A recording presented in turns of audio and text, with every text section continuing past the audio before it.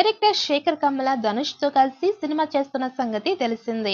National award winner Dhanush, king Nagarjuna, Akkineni కలిసి ఈ cinema చేస్తున్నారు.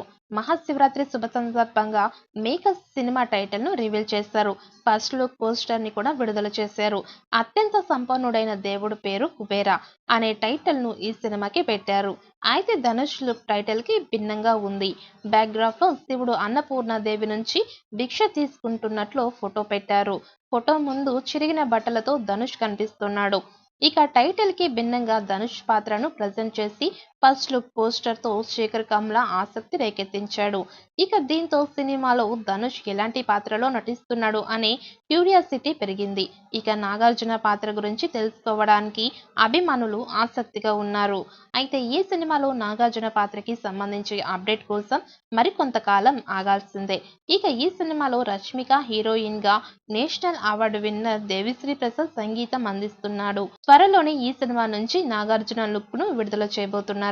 ఇక ముందుగా తమిళంలో టైటిల్ ను విడుదల చేసి ఆ తర్వాత తెలుగు, హిందీ, కన్నడ, మలయాళ భాషల్లో టైటిల్ ను విడుదల చేశారు.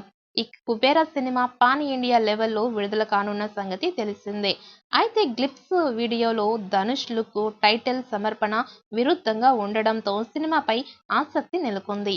ఇదిలా ఉంటే డిఎన్ఎస్ పేరుతో తెరకెక్కిన ఈ సినిమా షూటింగ్ తిరుపతిలో జరిగిన సంగతి తెలిసిందే. అప్పుడే ధనుష్ వీడియో బయటికి వచ్చింది. అందులో అతను పూర్తిగా బిచ్చగాడి వేషంలో కనిపించాడు.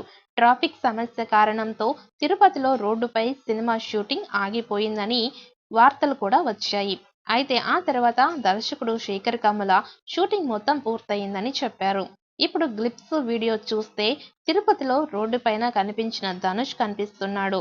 అయితే కుబేరా అనే టైటిల్ మాత్రం ఆసక్తిని రేకెత్తిస్తోంది. బిచ్చగాడిలా కనిపించే ధనుష్ పాత్ర ఈ సినిమాలో నాగార్జునతో పాటు రష్మిక మందన నటిస్తోంది. ఇక బాలీవుడ్ నటుడు జిమ్ సౌర్బా కీలక పాత్రలో కనిపించబోతున్నారు. ఇక Sri Venkateswara cinemas Amigos creations పతాకంపై సునీల్ నారంగ్ అలాగే రామ్మోహన్ రావు ఈ చిత్రాన్ని నిర్మిస్తున్నారు. దేవిశ్రీ ప్రసాద్ సంగీతం అందిస్తున్నారు.